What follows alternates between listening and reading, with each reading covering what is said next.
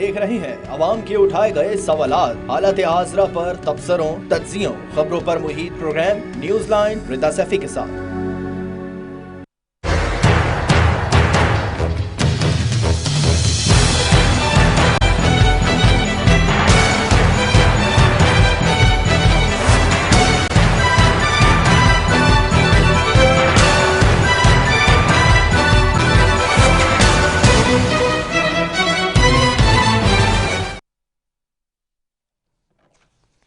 अस्सलाम वालेकुम, मैं हूं रिदा सैफी। नाज़रीन, पंजाब और केपी में इलेक्शन का केस सुनने वाला बेंच टूट गया।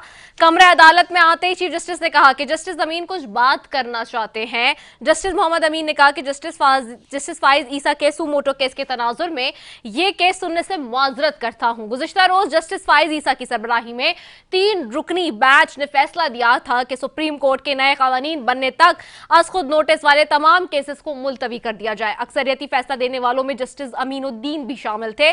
केस में अब नया बेंच तश्कील दिया जाएगा।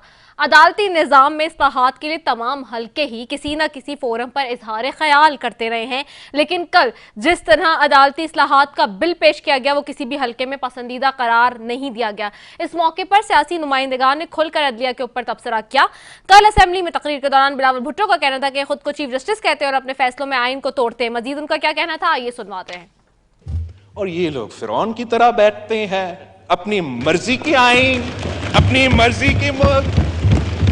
किसी ने डैम बनाना है तो हम डैम बनाएंगे, किसी ने जलसे जुलूस निकालने हैं तो वो जलसे जुलूस निकालेंगे, किसी ने पंजाब हुकूमत का तख्ता हिज़्ब ऑपोजिशन को दिलवाना है तो वो आइन को अपने फैसले में तोड़ते हैं, अपने आप को चीफ जस्टिस कहलवाते हैं और फैसले जब लिखते हैं तो आइन तोड़ते हैं।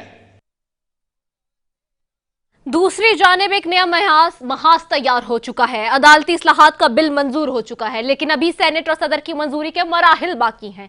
तहरीक इंसाफ ने भी खुलकर ऐलान कर दिया है कि हम और पूरी कौम अदलिया के साथ खड़ी है और अदलिया पर किसी भी किस्म का बैरूनी दबाव डाला जाता है तो पाकिस्तान की कौमी सलामती के ऊपर हमला है। मजीद क्या कहना था, आइए सुनते हैं। तो ये बैरूनी तौर पर कोई भी दबाव डाला जाता है सुप्रीम कोर्ट के ऊपर, चीफ जस्टिस के ऊपर, तो ये सीधा सीधा पाकिस्तान के आईनी निज़ाम और पाकिस्तान की कौमी सलामती के ऊपर एक हमला है। इसलिए मैं इमरान खान साहब की 2 टोक इसके अंदर आए हैं, शाह साहब, सारी पीटीआई लीडरशिप मौजूद है, लेकिन सिर्फ पार्टी नहीं, पूरी पाकिस्तान की कौम अदलिया के साथ, सुप्रीम कोर्ट के साथ खड़ी है। जो भी फैसला उनका आएगा वो बेंच तब्दील करते हैं, उन्हीं 4 जजेस से आगे चलाते हैं, बड़ा करते हैं बेंच को, जो भी करते हैं हम उसको सपोर्ट करेंगे और उम्मीद यही रखेंगे। हुकूमती फुर्तियां और बयानात सुनकर ऐसा महसूस हो रहा है कि जैसे पीडीएम अपनी बका की आखिरी जंग लड़ रही है और वो सामने आने वाले किसी भी शख्स और इदारे को खातिर में नहीं लाएंगे। आज सेनेट में आजम नजीर ताड़ का कहना था कि सदर पाकिस्तान या तो आइन के मुताबिक फैसले करें या खुलकर कह दे कि मैं पार्टी सरबराह का मुलाजिम हूं। मजीद उन्होंने क्या कहा, आइए सुन लेते हैं। अदालत ने लिखा कि डिप्टी स्पीकर की रूलिंग भी गैर आईनी थी और सदर का असेंबली तोड़ने का इकदाम भी गैर आईनी था।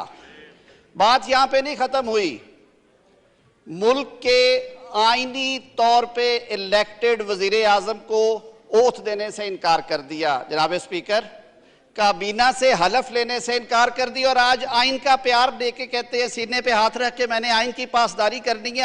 आपके मुंह से ये बातें अच्छी नहीं लगती। आप यहाँ आइन की पासदारी करें या कहें कि मैं उसका मुलाजिम हूं, मैं आइनी सरबराह नहीं हूं। आज सेनेट में अदलिया इस्लाहात पर बिल पर बहस जारी है रही और मुख्तलिफ अरकान ने अपनी राय का इजहार किया और कुछ तकरार भी हुई।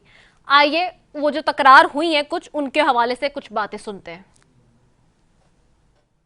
कोर्ट में और सुप्रीम कोर्ट में एक मुकदमे के लिए क्या कोई लिमिट मुकर्रर किया जा सकता है या नहीं, कानून साजी के जरिए से, और फिर उस दायरे के अंदर देखें। अब सूरत हाल ये है जनाब स्पीकर, हमारे वो कला भी यानी इस चालबाजी में कम नहीं है, नाराज न हो कोई भी वकील अगर सुन रहा हो, वो ये है कि उसको तैयारी नहीं है आगे जो है ना जी चिट भेज देता है कि मैं बीमार हूं, घर में ये हो गई है वो हो गई है, दूसरी दफा कोई और बहाना तलाश कर, तीसरी दफा, यानी ये एक मामूल का काम है। साल तक एक वकील नहीं जा रहा, उसके लिए भी एक लिमिट होना चाहिए। प्रोफेशनल को झूठा कहना, ये मैं इसकी भरपूर तरीके से जनाब आला मजम्मत करता हूँ।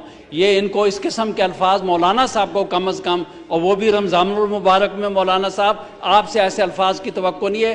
वकील पैरवी करता है आप जैसे लोगों की, वकील पैरवी करता है किसी अपने मुवक्किल की, और अगर वो ये समझते हैं कि वो आपका एडवोकेट सही काम नहीं कर रहा, आप उससे मुकदमा वापस।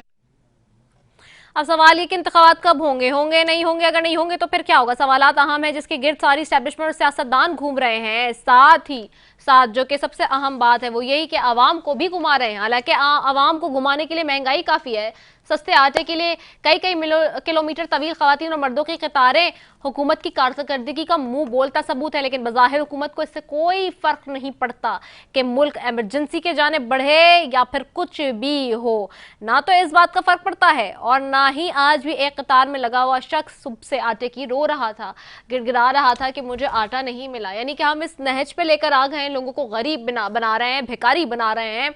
लोगों को उनके पैरों पे खड़ा होने की बजाय हम उनको कह रहे हैं कि जी लाइनों में लग के आप जो है ये काम करें कि भीख मांगे। बड़ा अनफॉर्चुनेट है। दूसरी जानिब सुप्रीम कोर्ट का 5 रुकनी बेंच हो या फुल कोर्ट हो, बेंच टूटने से साबिक वज़ीर आज़म इमरान खान कहते हैं कि हमें कोई फ़र्क नहीं पड़ता, अपने चोटी के आइन माहिरीन से मुशावरत की है, सबकी मुतफ़िका राय थी कि इंतखाबात 90 रोज़ में इनेकाद के हवाले से मुतल्लिका आइन शिक को फैलाना गलत होगा। और 5 रुकनी बेंच हो या फुल कोर्ट हमें बता दें कि इलेक्शन कराने हैं या नहीं कराने। इसके अलावा जहां ये मामला है वहीं पर वज़ीर आज़म ने जस्टिस काजी फाइज ईसा के खिलाफ जो क्रेडिटिव रेफरेंस वापस लेने का हुक्म दे दिया है। अब ये मामला है एक तरफ, और दूसरी तरफ ये है कि जी ये जो सारे मामलात हैं इसमें आईनी मामलात भी बहुत ज़्यादा जो है वो फंस के रह गए हैं। इसी सब पर बात करेंगे जी। सबसे पहले मेरे साथ आज पैनल में मौजूद हैं लालचंद मली साहब, मेरे साथ मौजूद हैं मुइन वट्टू साहब मुस्लिम लीग नून से MNA, और लालचंद मली साहब। आप दोनों मौजूद मेहमानों का बेहद शुक्रिया। आपकी तरफ आऊँगी जी।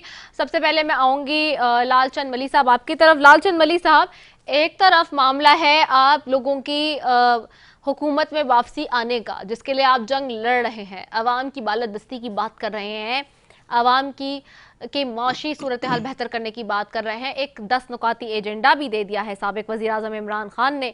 तो दूसरी जानिब अब अदलिया के हवाले से मामला आपके सामने आइन और कानून के, कैसे देख रहे हैं सारी सूरत हाल को?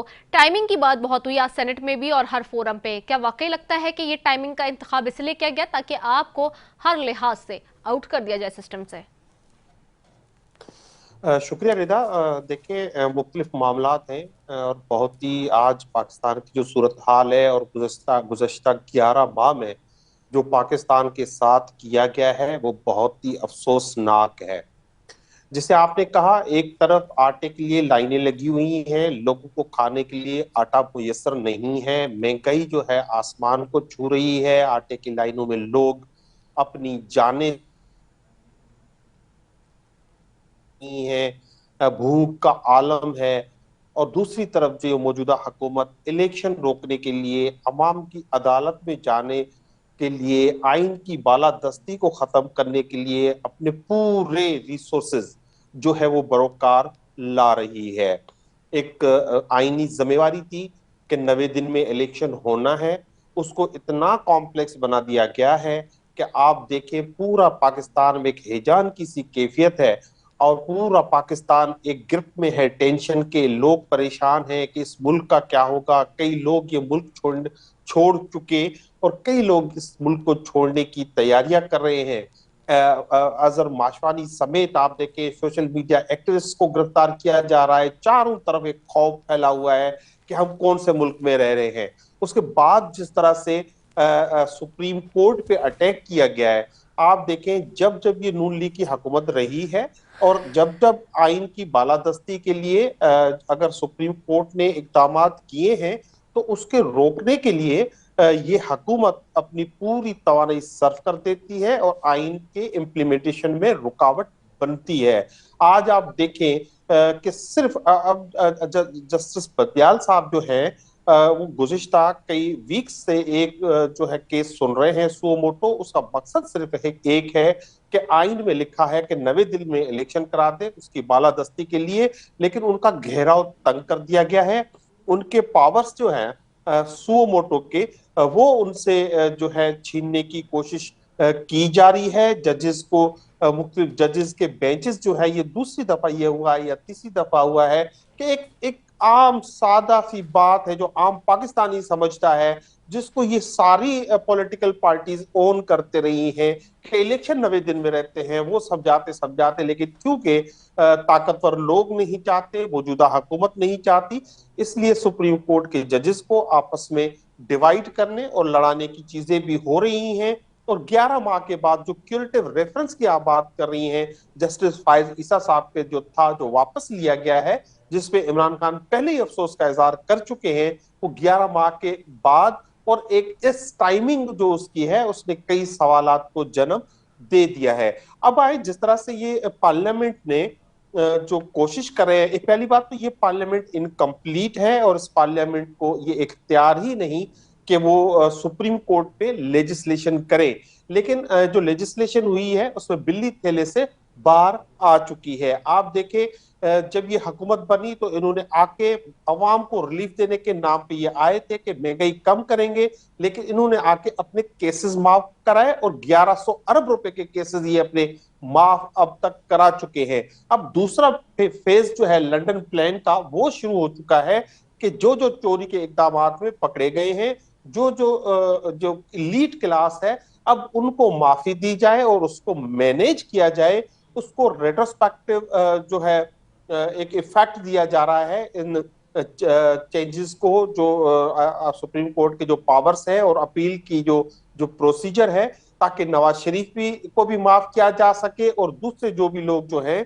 इस मामले में उनको जो है उनको उनकी माफी देकर उनको पाकिस्तान लाकर पाकिस्तान की अवाम पे दोबारा मुसल्लत किया जाए। लिहाजा हम चाहते हैं, पाकिस्तान तहरीक इंसाफ समझती है कि पाकिस्तान के आइन की खुला खिलाफ वर्जी हो रही है, उसमें ये मौजूदा हुकूमत, मौजूदा पार्लियामेंट का एक हिस्सा इसमें जो है अपना किरदार अदा कर रहा है। कुछ भी हो जाए, आप बेंचेस बनाएं, आप लार्जर बेंच बनाएं, आप फुल बेंच बनाएं, लेकिन आइन को किसी भी सूरत में वायलेट नहीं होना चाहिए। 90 दिन में पंजाब और केपीके में जो इलेक्शन के लिए पहले फैसला भी आया हुआ है, अजीब मजाक बना हुआ है इस मुल्क में। आइन कहता है 90 दिन, लाहौर हाई कोर्ट ने कहा 90 दिन में इलेक्शन कराते, सुप्रीम कोर्ट ने कहा 90 दिन में इलेक्शन करा दे, पार्लियामेंट कहती है, सब पॉलिटिकल लीडरशिप मानती है, इवन के PMLN के और पीपल्स पार्टी के जो कई कयादत जो है वो भी ये एक्सेप्ट करती है कि इलेक्शन 90 दिन में होना चाहिए, लेकिन उसको हर सूरत में रोका जा रहा है। उसकी वजह यह है कि मौजूदा हुकूमत, मौजूदा हुक्मरान पाकिस्तान में इंतहाई अनपॉपुलर हो गए हैं। अब वो इलेक्शन कोई इमरान खान से जीत नहीं सकते, उनको पता है कि इमरान खान 2/3 मेजोरिटी से आएंगे, उनका एहतसाब करेंगे, उनको जो है उनको फेस करना पड़ेगा, इसलिए वो हर आखिरी हद तक जाने की कोशिश कर रहे हैं। आपने देखा है राना सनाउल्लाह साहब जो है उन्होंने थ्रेट्स किए हैं कि या हम रहेंगे या जो है वो इमरान खान रहेंगे। ये वही पोजीशन जारी है जो 1971 में आपने देखा था, जब यहाँ से नारा लगा था कि इधर हम और उधर तुम।